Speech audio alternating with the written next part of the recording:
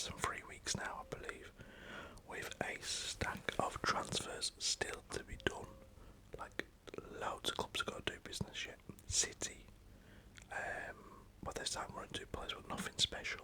But they can do some big business more than likely still. At Liverpool, they're still waiting to get some business done, so lots of work to be completed between now and the start of the season. Don't be surprised to still see deals going on into the first week or so of the season kicking off, which often happens because the window, I think, is open for a couple of weeks after the season starts.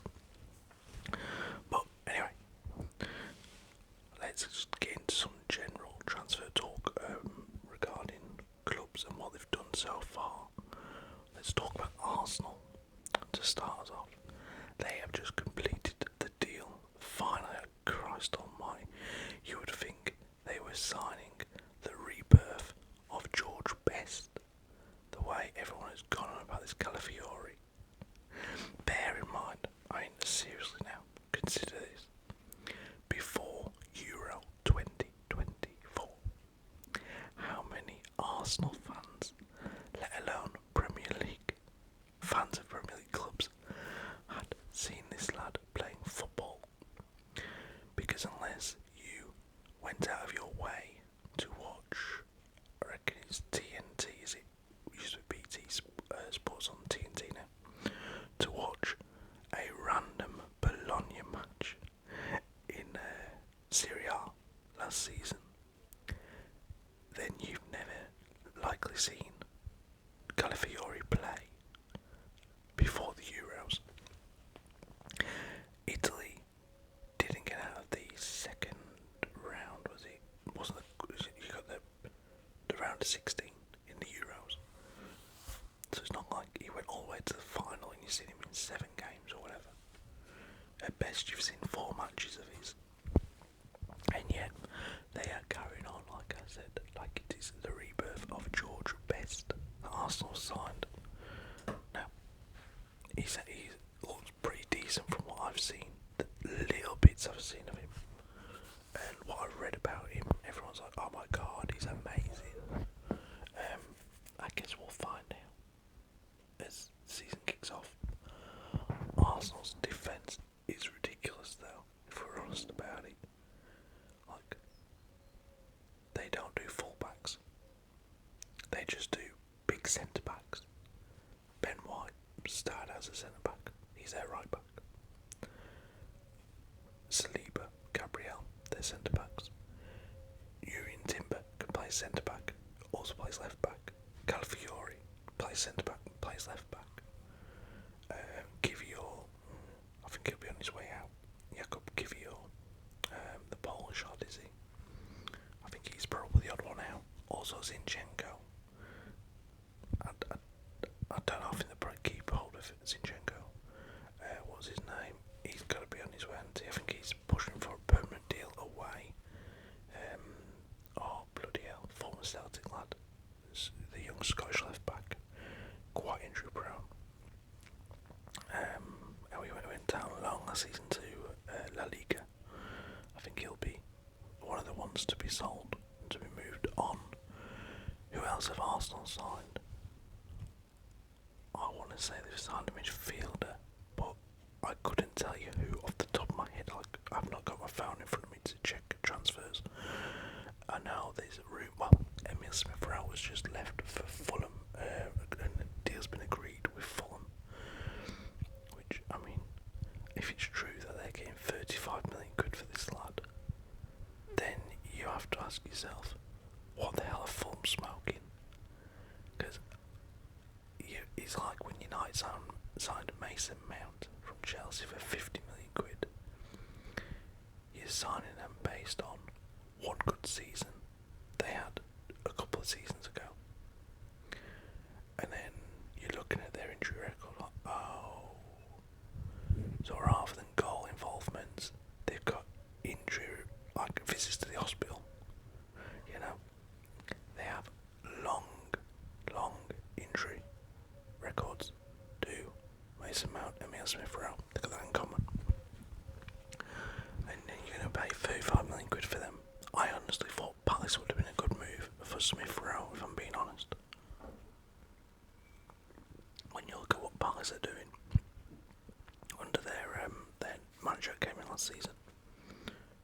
escapes me, I apologise. But yeah, I'm playing brilliant football towards the end of the season, like ridiculously good. I know this old Elise. Eze has been linked with everyone, hasn't he? From Arsenal, City, Tottenham, Liverpool, I think. I'd like to see him at Tottenham, to be fair. But then they've got Ben Wharton, who for some reason Southgate took to the Euros and didn't give a single minute to. Why is no one talking about that? That is bonkers. This lad who was given some time in the warm-up games for the Euros for England looked bloody amazing. Everyone was raving about him. Was brilliant for Palace. Then he goes to the Euros, misses out on his summer holidays, and doesn't get on the pitch. Great stuff, Southgate. So yeah, but what Palace are doing, really good. Their form just turned right around. I mean, who would have thought it? Once you get rid of a 100-year-old Roy Hodgson, like you let him just go into the shadows and do what very old men do, which is like, put their slippers on and just enjoy retirement. And then you bring in a younger manager who knows what he's doing, and the young players react to the younger manager because they're not listening to their great granddad tell them stories about how football was in the 1900s. So yeah, I thought Smith Rowe to Palace would have been a good move myself, but he's gone to Fulham. Who knows how that'll go down. Fulham have sold Palhinha to, is it Palhinha? I think so. To Bayern Munich. So they've reinvested some of that money in Smith Rowe. Now, if anyone knows Marco Silva or Tony Khan, the owner of Fulham, and his son Tony Khan Jr., who runs Fulham and AEW, the wrestling company, if anyone knows either of them two, tell them to stop bothering Man United. I, as a fan, do not want us to sell Scott McTominay. So if anyone could pass that message on, please. They're not welcome to buy him. Thank you very much. Back to Arsenal. Yeah, Eddie Nketiah is rumoured to be on his way to Marseille. But Arsenal, I saw some stupid nonsense how Arsenal wanted 50 million quid for Eddie Nketiah. I was like, yeah, okay. Are you kidding? I mean, Christ almighty. We got 30 million for Mason Greenwood, who, okay, we know his recent history, but at least he's a goal scorer. Therefore, a club like Marseille can justify spending money because they know he's going to score goals. Eddie Nketiah has not got that bad reputation following him around, but he's not a goal scorer, so you ain't getting 50 million quid for the lad, are you? Fabian Vieira has been rumoured to be on his way out of Arsenal, but then he's played and scored in pre-season the other day, and with Smith Rowe going, maybe there's a place for Vieira in the midfield, even as a backup. Who else has Arsenal been linked with? Moving on, Partey looks like he's going to be sticking around, and that's about it with Arsenal. They do need a striker still. I mean, they've got to be doing some business, haven't they, up front? They still have not signed a striker. Ivan Toney's there. You can get that for 50 million quid. There was a rumoured to be in for Xerxes, and then United got him. I don't think that was just a rumour though. But the Ivan Toney story, and then there's Victor Osimhen, either of them would sort out Arsenal's striker issues. But from what I remember reading about a month ago, take it with a pinch of salt, or grain of salt, whatever, Arteta wants a young striker that he can mould into a Arsenal type striker. So I don't think Ivan Toney at 28, I think, is going to be what they're after. And by the looks of it now, they want to keep him at Brentford because then replacement striker Igor, what the hell's what's his name? The big lad, this side from Belgium. He scored like 2 goals against AFC Wimbledon in his first pre-season game, and then picked up an injury in the same game. So it's looking like Ivan Toney could be meant to stay on, but at the same time, if you get an offer of 50 million quid, I believe from Tottenham, I think Tottenham will be in for Ivan Toney. If you get that, are you really going to then turn that down and let him go on a free in 12 months? Because 50 million quid is a lot of money. You could go and use that money, sign somebody for 10 million, maybe from the Championship or whatever, and when your main striker, Igor, whatever his name is, gets back fit, he can take the number 1 spot, and the 10 million quid striker from the Championship can be used as a backup. I mean, they got through last season without Ivan Toney for most of it, so they could probably go over 2-3 months this season whilst they wait for their new striker to get back fit. That's my opinion anyway. You have, but also with Ivan Toney, I would not be shocked. I wouldn't be shocked at all to see Liverpool go for him. I mean, he's 28. They've had to drop their valuation from 100+ million apparently to 50 million. 50 million quid in this day and age is not a lot of money. And if you want a ready-made goal-scoring striker in your team, if you're Tottenham, if you're Liverpool, and you can get one who's English, which helps your English quota in your starting 11s, is proven in the Premier League of scoring like 20+ goals a season. I think he's done that in his first season. Didn't last season because of his suspension. But in a Liverpool side with Salah, the bloody shot, David Luiz. Is it David Luiz? I got that wrong. Yeah, Luiz anyway. What's his name? The Dutch lad who scored a few goals in the Euros. They really have a lot of attacking options, and you got Ivan Toney up front. I think he'd score goals for fun for Liverpool. Same with Tottenham, with Son, Kulusevski, and the other exciting attacking players that Tottenham have. And then you got Ivan Toney up front, putting them away. Yeah, I'd love to see that as a semi-Tottenham fan.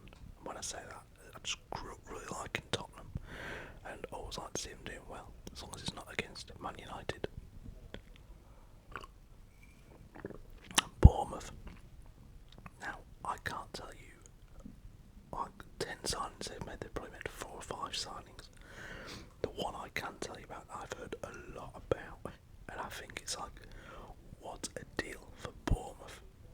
This is little Bournemouth, and that's not putting them down, but they're not a big club, they're not a top 6 team or a top 8 team.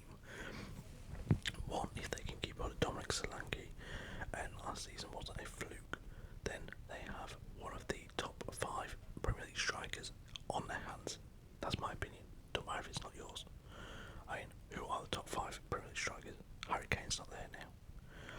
As much as I'd say Højlund is one, he's not. He has the potential to be, but he's not yet.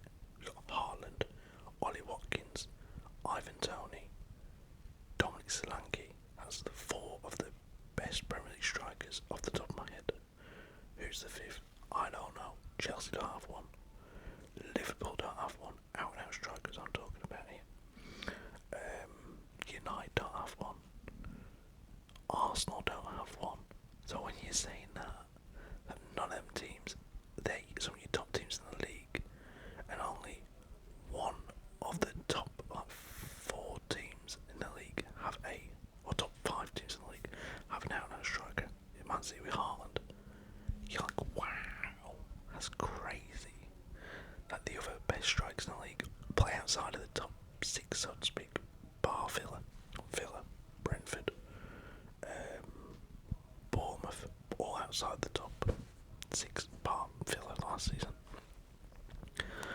So yeah, I could definitely see. Well, I think if Bournemouth keep hold of Solanke, that has been a brilliant window for them. But they've just signed this lad from Juve. He's like 6'5", I believe.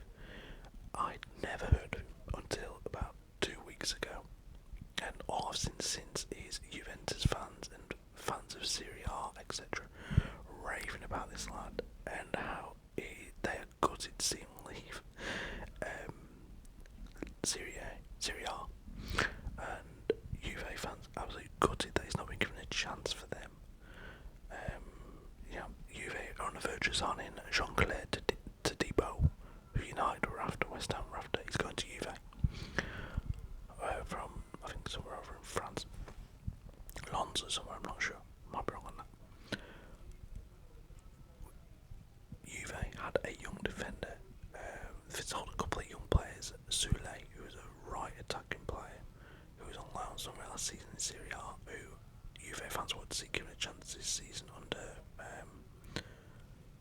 the new manager, who is, my mind just goes blank at times. It begins with a T, don't it? Oh, it's Motta, Thiago Motta is their new manager. Yeah, but you got, what's his name? Yeah, this Sule lad who they want to see given a chance. He's been sold. Chiesa's apparently on his way out, which is worrying because he's been linked with United and Tottenham. Don't really want him either because he's very injury prone and will take up a lot of money. But this lad, Dean Huijsen, who's a central defender, 6'5" or 6'6", something like that. Apparently, they're raving about him. He's a young kid. Jose Mourinho took him on loan at Roma last season, and because he gets all the qualities in this young lad, and he did brilliant for Roma, and now he's been sold to Bournemouth. I think it's like total is 18 million euros, which is like 15 million quid, give or take, or whatever. I don't know. But this lad looks the real deal. Only a young kid at the minute, but they are suggesting he could be one of the best in the league in 2-3 years. I doubt it will be in 2-3 years. I mean, it'll still be like 19, 20, but they have said, like, the people who know about him and have watched him, that he'll be a top team, whether that be in the Prem or somewhere else in the next couple of years. So, what a great pick-up for Bournemouth. And that alone, plus keeping Solanke, is a great window for them. Because Iriola, their manager, he came good last season, didn't he? When he came in, I'd heard all about him from La Liga and how well he done over there. I was like, oh, wow, but I've got a really good manager here. After Gary O'Neill was sacked the season before and went to Wolves. And Gary O'Neill came at the beginning of this last season to Wolves, with Lopetegui walking out like 2 weeks before the season started. And Lopetegui's now West Ham. But yeah, Iriola came in, a lot of expectations, didn't hit the ground running. It was going really bad for Bournemouth early on in the season.